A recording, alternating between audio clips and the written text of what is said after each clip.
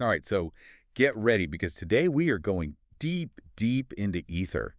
And I'm not talking about this stuff that makes you pass out of the doctor's Oh, office. right. This is the ether that just might make you question like everything you thought you knew about reality. Yeah. And believe it or not, we're not the first ones to go down this rabbit hole. Oh, not at all. Ancient philosophers, they were already wrestling with this ether stuff. Absolutely. Way before modern physics even entered the picture. So before we even get to Einstein and all that jazz, let's rewind back to like togas and sandals. Okay, love it. What did these ancient thinkers, what did they think ether even was? Okay, well, for them, ether wasn't just some like abstract idea. It was like this crucial bridge between like the formless void and the world of physical stuff we see and touch. Okay, so like a bridge between the unseen and the seen. Yeah, exactly. Like the blueprint or the raw material. So was it just like sitting there passively or what? Not at all. They saw ether as this dynamic primal substance, almost like um like a cosmic dough. Okay, a cosmic dough. I like where you're going with this. Right. And just like dough needs a baker to shape it into bread or a cookie or whatever, they believed that ether needed some kind of force or intelligence to mold it into the universe that we experience. So it's not just some static thing just hanging out. There's like an active force shaping it. Exactly. And that idea right there, this active force shaping ether, that's where things start to get really interesting because it kind of echoes some pretty mind-blowing concepts in modern physics. Oh, really? And even in esoteric thought, like the law of one. Well, hold on. We're going from ancient Greece to the law of one. That's a pretty big jump, don't you think? Well, maybe not as big as you'd think. Okay. The law of one, it describes this thing called intelligent infinity as the source of everything, all of creation. And if you think about it, what if ether is that that medium, that physical like manifestation through which this intelligent infinity operates? I mean, I can kind of see where you're going with this. Right. It's all starting to connect. It starts to make those ancient ideas about ether, being shaped by intelligence, it makes them a little less far out there. You know what I mean? Right, right. A little more relevant, I think. I see what you mean, yeah. Yeah. Okay, but before we get too deep into the law of one, let's bring in some science here. Okay, sure. I mean, didn't physicists, they used to believe in ether too, right? Oh, yeah, absolutely. Back in the 19th century, they were totally convinced that light needed some kind of medium to travel through space. Okay. Just like, sound needs air. Yeah. And they called it luminiferous ether. Okay. It basically just means light-carrying ether. I get it. Yeah, it's pretty straightforward. Picture it like this vast, like cosmic ocean that light waves are surfing on. Right. I mean, that's a pretty awesome image. It's a pretty cool image. But didn't some famous experiment totally debunk that whole idea? You're talking about the Michelson-Morley experiment? Yeah, that's the one. That was a huge deal. Yeah. So what happened there? They were trying to detect this ether wind, right, as the Earth moves through space. Right. They found nothing. Zilch. Nada. So no cosmic surfing. Well, it was a major bummer for the classic ether theory. So did physicists just like completely abandon the idea, like ether's out the window? Not so fast. Right. While that classic like static ether idea was definitely challenged, the search for a background medium, it didn't just disappear completely. Yeah, okay. Some physicists started exploring this concept of a dynamic ether. So instead of thinking about it as a fixed ocean, Yeah. imagine like a constantly shifting energy field that interacts with matter and energy in much more subtle ways. Like A constantly shifting energy field?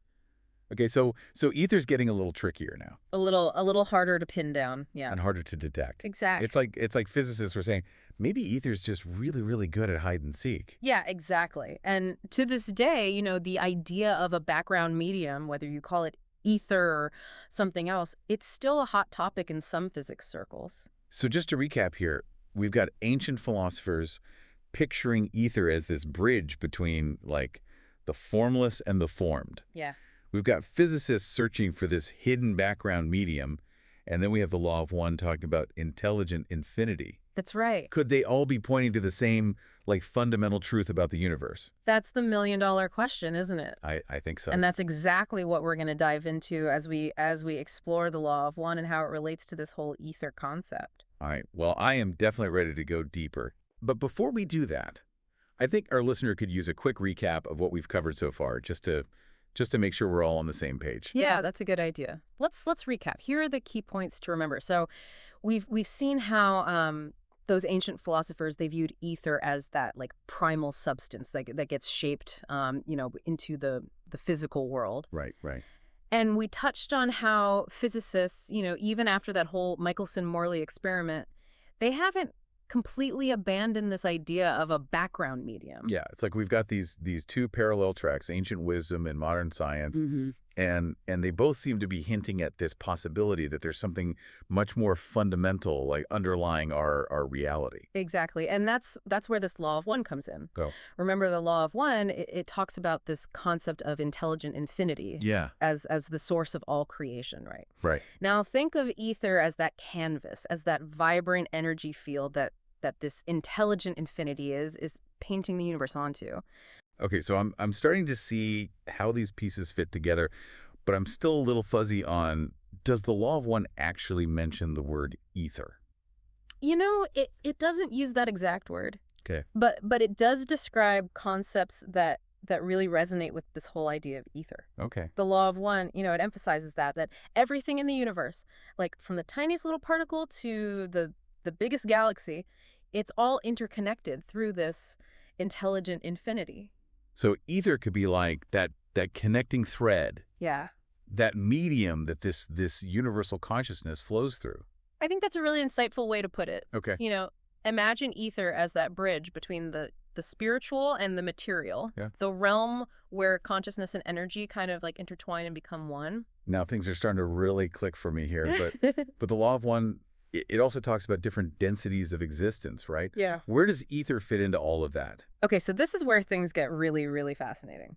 The law of one describes these densities as levels of consciousness, right? Okay. And each one has its own unique vibrational frequency. Okay. Think of it like a ladder, Okay. with each rung representing a higher level of awareness and understanding. We humans are currently like hanging out on the third density rung, is that right? That's right. Okay. Third density, it's all about self-awareness. Okay. And exploring duality, good and evil, love and fear, all that. Yeah. We're definitely familiar with that. Right. It's that playground where we learn and grow, So, okay, let's climb up a rung for a second. Hypothetically speaking, what would ether be like in, let's say, fourth density? Okay, so this is where that dynamic nature of ether that we were talking about, it really comes into play. As consciousness evolves, as it vibrates at a higher frequency, Right. it's possible that ether itself becomes more refined, Oh, okay. more attuned to those higher vibrations. So ether can actually evolve along with consciousness. That's definitely a possibility worth considering, I think. Yeah. The law of one suggests that these higher densities, they're characterized by greater harmony, Yeah. love, and interconnectedness. Yeah. So maybe ether in those realms, it reflects those qualities, Wow. becomes more vibrant, a Right. more harmonious field of energy. Okay, my mind is officially blown. Right. So as we climb this cosmic ladder, rung by rung, density by density, ether is transforming and evolving right alongside us. Yeah. But how does that affect us personally? Like, what does it mean for our individual journeys? That's the really beautiful part. Okay. The law of one, it teaches that we each have this spark of that intelligent infinity within us. Okay. And as we grow spiritually, as we raise our own vibration, Right. we're aligning ourselves more closely with this universal energy field. And if ether is that bridge, that connecting medium, Right. then our connection to ether deepens as well. So as we evolve, our relationship with ether becomes more profound. Exactly. It's like we're tuning ourselves to a finer frequency, Yeah. allowing us to tap into this greater flow of energy. Exactly. It's like learning how to play an instrument. Okay. The more you practice, the more you refine your skills, the more beautiful music that you create. This makes me think about practices like meditation or energy healing, could these practices be influencing our connection to ether? That's certainly a possibility. You know, Yeah. a lot of spiritual traditions, they emphasize this importance of inner stillness and connection to a higher power, right? Right. And if ether is that bridge between us and that higher power, Yeah. then those practices that refine our energy, that raise our vibration, Right. they could be strengthening that connection. It's just incredible to think that something as abstract as ether Yeah. could be influenced by our thoughts, Yeah. our Oh, intentions, absolutely. and our action.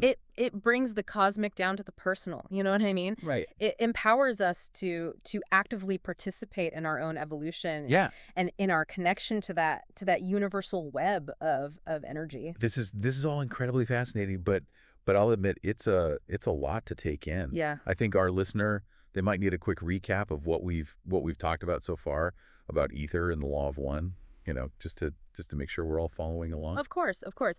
Here are some key takeaways to keep in mind.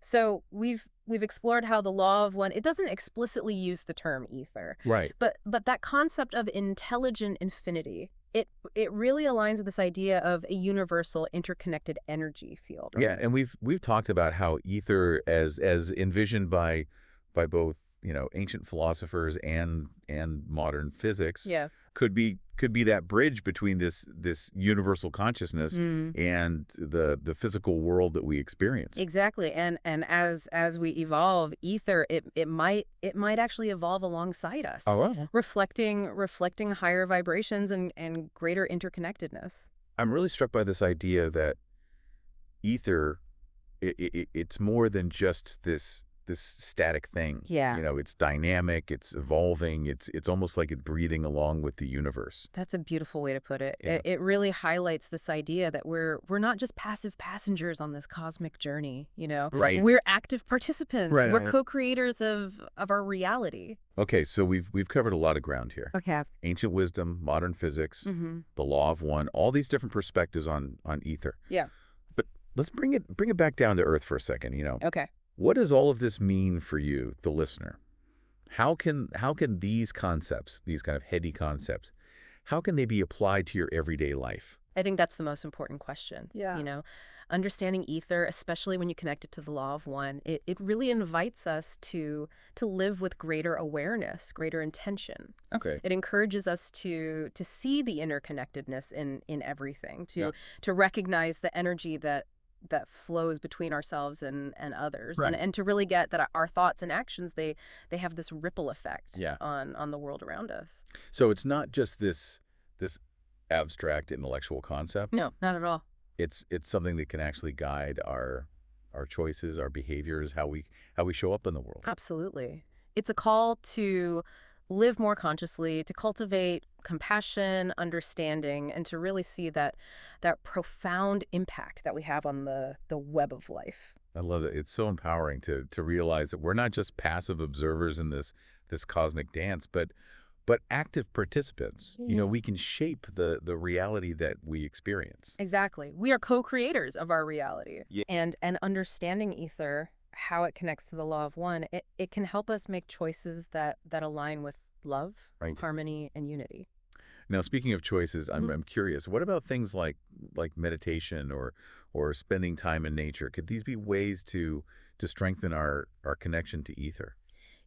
It's definitely a possibility. Okay. A lot of spiritual traditions, they really emphasize the importance of inner stillness, and connection to a higher power. Yeah. And if ether is that bridge between us and that higher power, Right. then those practices that refine our energy, that raise our vibration, they very well could be strengthening that connection. That makes a lot of sense. Yeah. It's like we're tuning our instruments to resonate with the music of the cosmos. That is a beautiful analogy. Yeah, it speaks to the power we have to consciously connect with this universal energy field. Yeah. This has been such an incredible deep dive. Yeah. I feel like we've only just scratched the surface, but it's definitely opened up some new ways of thinking about the universe and our place in it. It's been a pleasure exploring these concepts with you. Likewise. And I hope our listener, they're feeling inspired to continue their own exploration of ether and its implications, Before we wrap up, is there one final thought, one nugget of wisdom that you want to leave our listener with? If you take away one thing from this deep dive, let it be this. The next time you're feeling alone, disconnected, Yeah. remember that you are immersed in this sea of cosmic energy, a field of interconnectedness that links you to every being, to every particle in the universe. Well, Tap into that energy, cultivate your connection to it, and let it guide you towards a life of greater meaning and purpose. that is beautiful. It's a reminder that we're never truly alone, Exactly. that there's this deeper connection that binds us all. We are all part of something much greater than ourselves. Well, this deep dive may be over for now, but your exploration of ether and its connection to the law of one has just begun. So thanks for joining us on this cosmic adventure. It's been my pleasure. May your journey be filled with love, light, and interconnectedness.